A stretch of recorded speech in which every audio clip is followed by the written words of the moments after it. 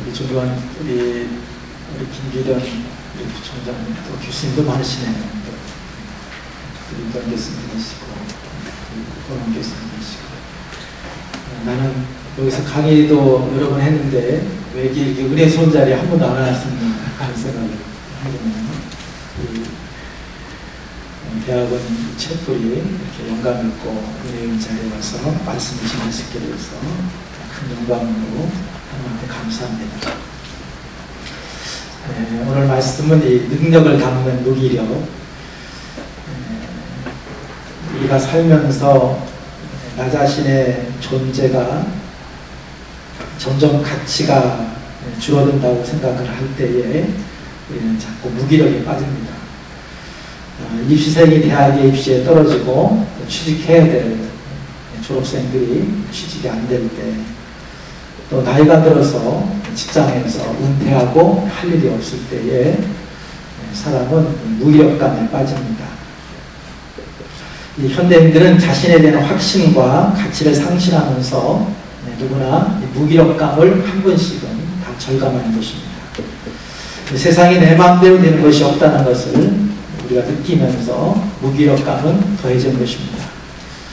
어떤 성도님이 자기 아내가 자기를 너무 멋있다고, 그래서 그 박력 있고 또 그런 모습 때문에 반해서 결혼했는데, 자기가 직장생활 하다가 또 이렇게 명퇴를 당하고 집에 있고 그러면서 아이들도 또 아내도 자기 자신에 대해서 예전만 하지 못하다 실망하고 자기의 무기력감을 호소하는 것을 제가 들은 적이 있습니다.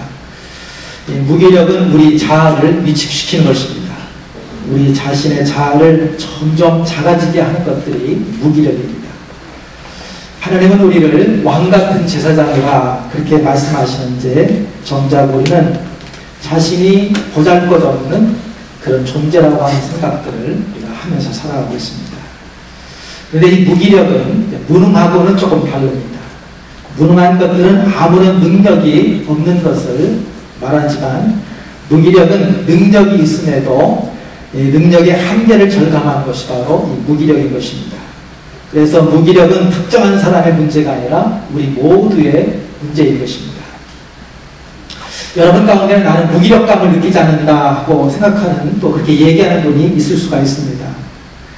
그런데 이 구약 성경에 보면 가장 무기력감에 시달린 사람은 모세와 엘리야가 아닐까 하는 생각을 좀 해봤습니다. 이들은 능력이 있는 그런 선지자였습니다. 이들은 보통 이상의 열심과 소명을 가지고 쓰임받은 사람이 모세이고 엘리야일 것입니다. 그럼에도 자신의 무기력에 빠져서 우울증에 걸려 죽었으면 좋겠다 하나님 앞에 탄식한 사람이 바로 모세고 엘리야입니다. 모세는 이스라엘 백성을 이끌고 이집트에 나와 하나님께서 지시한 땅, 가나안 땅을 향해 가는데, 이 백성들이 하나님을 원망하고 불평하고 우상 숭배에 빠집니다. 이 백성들이 시간이 지나면서 점점 좋아지는 것이 아니라 하나님을 신뢰하지 못하고 계속 흔들리는 것입니다. 이 모세도 자신이 더 이상 어떻게 할 수 없게 됐을 때에 무기력감에 빠지는 것입니다. 하나님이 써주신 십계명 돌판을 내던져 깨버립니다. 모든 것들을 포기하고 싶은 것입니다. 모세가 화를 참지 못하고 분노하는데, 이 분노는 그 원인이 백성들에 대한 실망 때문에 화를 내는 것도 있지만 자신의 무기력함에 대한 표현일 수가 있는 것입니다. 자신이 능히 감당할 수 있다고 확신한다면 이렇게까지 화를 낼 필요가 없을 것입니다. 그러나 자신의 한계 앞에서 화를 진정하지 못하는 것입니다. 이 엘리야 선지자도 예언의 능력이 있었고 바알을 섬기는 선지자와 싸워서 물리치는 뛰어난 능력의 연자입니다. 그럼에도 아합과 이세벨 왕비가 전혀 변화가 없을 때에, 더 강팍해졌을 때에 도망을 갑니다. 그리고 나만 남았건을 나 혼자 가지고 절대 안 된다는 것입니다. 엘리야는 능력의 한계를 느끼고 무기력감에 빠져서 도망을 간 것입니다. 모세는 무기력감이 밖으로 표출될 때 분노로 표출된 것이고, 엘리야는 안으로 표출되어서 실망에 도망간 것입니다. 엘리야는 실망이 깊어져 죽었으면 좋겠다고 생각한 것입니다. 여러분, 무기력은 우리 모두가 절감하며 느끼며 사는 문제가 무기력입니다. 특정한 사람의 문제가 아니라 우리 모두의 문제인 것입니다. 근데 이런 무기력에는 몇 가지 원인이 있는데, 첫째는 자기 자신에 대한 무기력이 있습니다. 우리는 자기 자신의 잘못과 약점 앞에 무기력감을 느낍니다. 잘못이나 나쁜 습관을 고쳐보려고 온갖 노력을 하지만 여전히 같은 잘못을 반복하고 있을 때 우리는 한없는 무기력감을 빠집니다. 둘째는 타인에 대한 무기력감을 우리가 가지고 있습니다. 나보다 유능한 사람을 만나면 우리가 무기력감을 느끼게 됩니다. 나보다 유능하고 똑똑해서 나보다 공부도 잘하고 연구를 잘하는 사람을 보면은 우리가 무기력감을 갖게 됩니다. 여러분, 부모의 경우는 자식 앞에서 한없는 무기력감을 느끼게 되는 것입니다. 부모가 자식을 위해서 여러 가지로 애를 쓰고 노력을 해도 자녀에게 변화가 없을 때 부모는 한없는 무기력감에 빠지는 것입니다. 이 어거스틴의 어머니 모니카가 아들이 방탕생활할 때에 어떻게 할 수 없게 됐을 때 하나님 앞에 나와서 간절히 눈물로 기도합니다. 방법이 없는 거예요. 다 큰 자식 부모가 어떻게 할 수가 없는 것입니다. 여러분, 부모는 문제 있는 자식 앞에 무기력감을 표현하는 것입니다. 셋째는 세상에 대한 무기력감입니다. 여러분, 세상 우리가 어떻게 할 수 없는 거예요.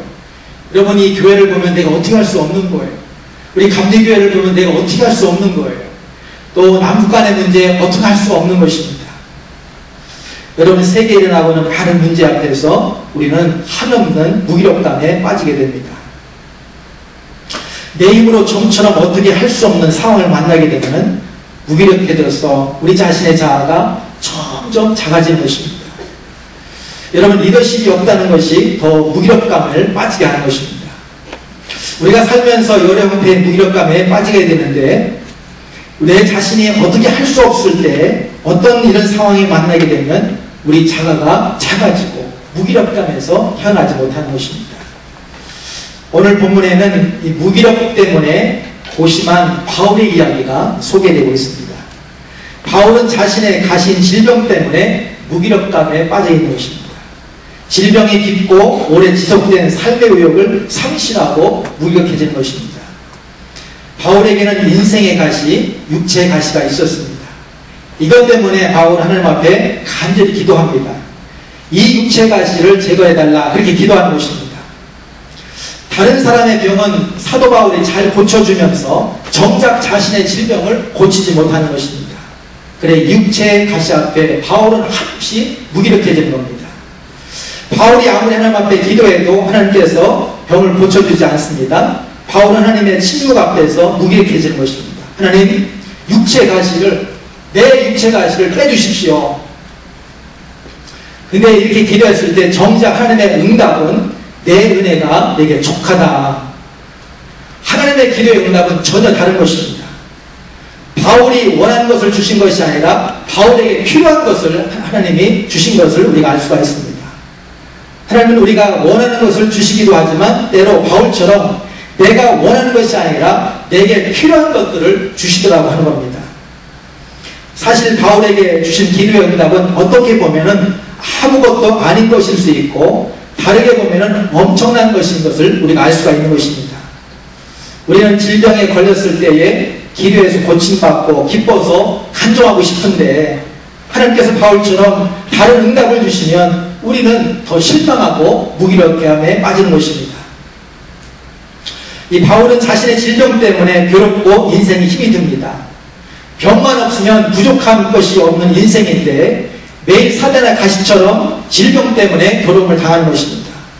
그래 하나님 앞에 기도했더니 내 은혜가 내게 족하다. 병이 하나님의 은혜라는 거예요. 그것도 충분한 은혜라는 것입니다. 너에게 꼭 필요한 은혜라고 하나님이 말씀하시는 거예요.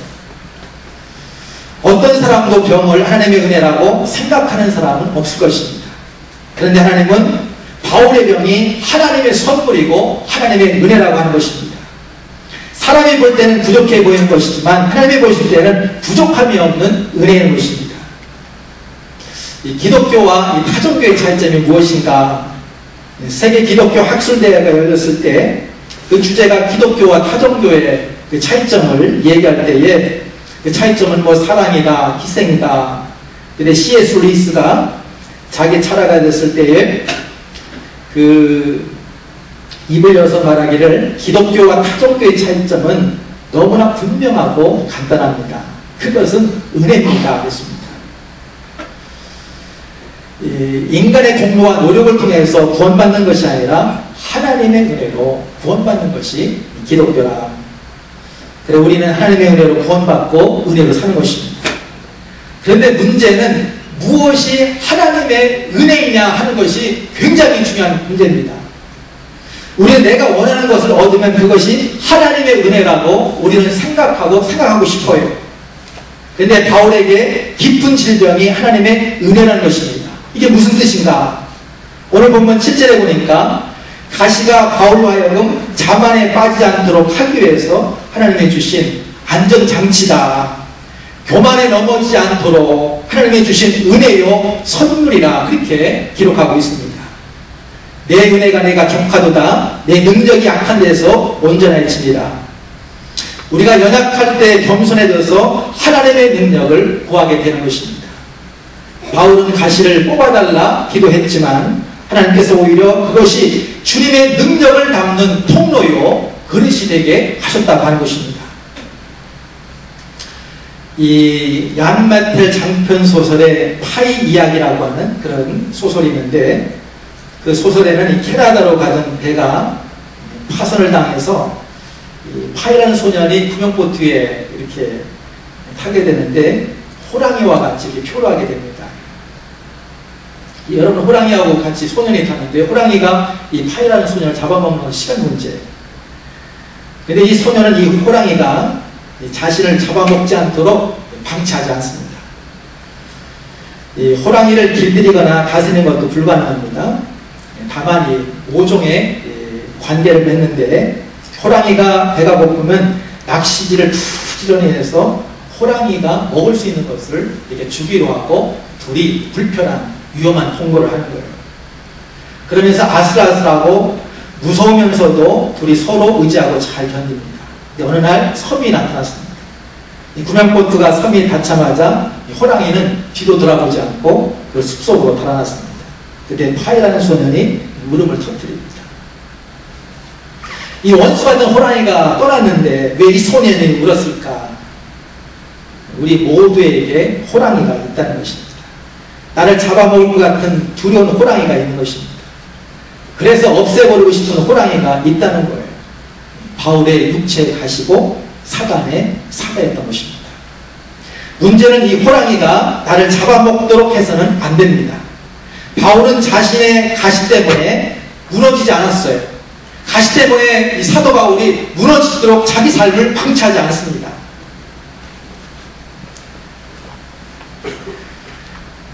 사도 바울이 가시로 인해서 괴로워하거나 넘어지지 않는 것입니다. 바울은 인생의 가시 때문에 오히려 더 잘 되는 것입니다. 이 파이라는 소년은 오히려 이 호랑이 때문에 긴장하고 삶의 의욕을 불태우면서 그 바다 한가운데 자기 삶의 끈을 놓지 아니하고 끝까지 견디면서 승리했다는 것입니다. 여러분 우리에게도 호랑이가 있다는 거예요. 육체의 가시가 있다는 것입니다. 우리 이것 때문에 매일 낙심하고 무기력에 빠지는 거예요. 근데 바울에게 은혜의 수단, 은혜의 통로가 된 것처럼 우리를 더 온전케 하시는 하나님의 은혜요 선물일 수 있다고 오늘 본문이 우리에게 말씀하신 것입니다. 오늘 9절에 보면 바울은 여기서 한 발자국 앞으로 나가서 오히려 크게 기뻐한다 그랬습니다. 오히려 그것을 더 기뻐한다는 거예요. 그리고 자신의 약한 것을 자랑한다는 것입니다. 여러분 사람은 자신의 힘과 능력을 자랑하고 약한 것들은 자꾸 감추는데 바울은 자신의 약함을 드러내고 자랑하는 것입니다. 그 이유는 이 가시가 하나님의 능력을 담는 그릇이기 때문에 그걸 깨달았기 때문에 오히려 기뻐하고 자랑한다는 것입니다. 우리는 내 능력으로만 살 줄 압니다. 그러나 성도는 내 능력으로 사는 것이 아니라 하나님의 능력으로 사는 것을 아는 자고 하나님의 능력으로 사는 것을 터득한 자가 우리 믿음의 성도입니다. 우리 모두는 매일매일 이 무기력에 빠집니다. 내가 어떻게 할 수 없을 때 무기력에 빠지는 것입니다. 그러나 이 모든 무기력은 누구나 겪는 거예요. 바울도 겪었을 뿐만 아니라 예수님도 이 무기력에 빠졌어요. 십자가에 달리신 예수님께서 하나님 어찌하여 나를 버리셨나이까? 십자가에 무기력하게 달려주신 예수님, 여러분 이 십자가는 예수님의 무기력이 나타난 것이 바로 이 십자가예요. 하나님의 능력은 십자가에 못 박혀 돌아가신 예수님의 그 무기를 통해서 하나님의 부활과 구원의 역사가 나타나더라는 것입니다. 하나님은 죽음으로부터 예수님을 부활로 이렇게 세우신 것입니다. 십자가에 죽으신 예수님을 살리신 부활의 하나님께서 우리도 죽음에서 살리십니다. 장차 무기력에서 우리를 일으켜 세우실 부활의 힘은 나의 힘이 아닌 거예요. 우리 무기력 안에 담겨져 있는 하나님의 능력이 우리 가운데 있는 것입니다. 때문에 바울은 자신의 무기력을 감추지 않고 드러냈습니다. 그럴수록 하나님의 능력이 나타나기 때문일 것입니다.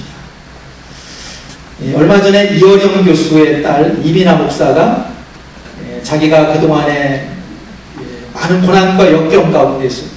결혼과 이혼과 또 아들의 어떤 자택증, 얼마 전에 이분도 돌아가셨지만 그 가운데 하나님을 만나 하나님의 사랑과 은혜를 체험한 이야기, 그리고 땅끝에 아이디라고 하는 그런 간증집이 있어서 제가 좀 이렇게 살펴봤습니다. 많은 사람들은 자기의 치부와 어려움과 이런 것들을 감출 것 같아요. 그러나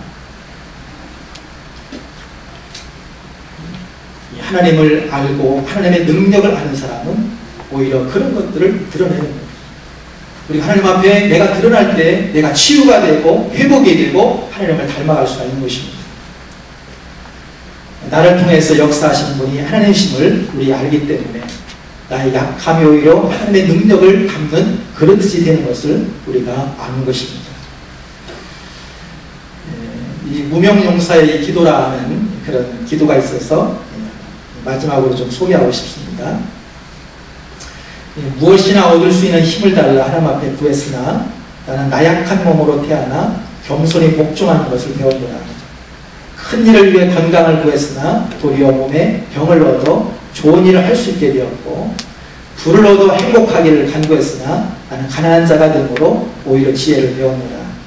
한 번 세도를 누려 만인의 참사를 얻기 원했으나 세력 없는 자가 되어 하나님을 의지하게 되었고, 삶을 즐기기 위해 온갖 좋은 것을 다 바랐건만 하나님은 내게 영생을 주사 온갖 것을 다 즐길 수 있게 되었고, 내가 바라고 원하는 것을 하나도 받지 못했을 때 은영중 나는 바라는 것을 모두 얻었노니 나는 부족하되 내가 간구치 않던 것까지 다 응답됐노라.